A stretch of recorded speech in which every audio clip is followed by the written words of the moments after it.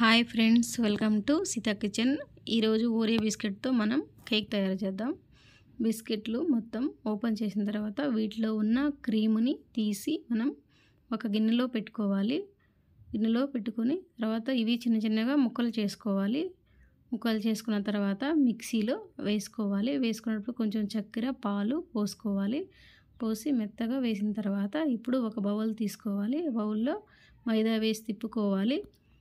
ఆ తర్వాత ఒక గిన్నె తీసుకోవాలి. ఒక గిన్నెలో మనం ఆయిల్ పూసుకొని ఆ తర్వాత చిన్న చిన్న పేపర్లు, కేక్ పేపర్లు వేసుకోవాలి.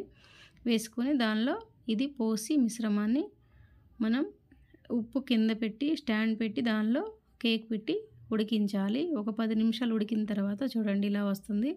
ఇది 2 స్టెప్పులుగా కట్ చేసుకొని మనం తీసి పెట్టుకున్న క్రీమ్కి పాలు పోసి తిప్పుకోవాలి. తర్వాత వేరే గిన్నెలో వాటర్ పోసి వాటర్ సిరప్ అంటారు దాన్ని పూసి తర్వాత క్రీమ్ పూసుకోవాలి. ఇప్పుడు క్రీమ్ పూయడానికి చాక్లెట్స్, డైరీ మిల్క్ చాక్లెట్ తీసుకొని దాన్ని చిన్న చిన్న ముక్కలుగా చేసుకొని తర్వాత కొంచెం వెయిట్ చేస్తే అది పలసగా వస్తుంది. పలసగా వచ్చిన తర్వాత దానికి డెకరేషన్ చేసుకోవాలి. మొత్తం నీట్గా డెకరేషన్ చేసుకోవాలి.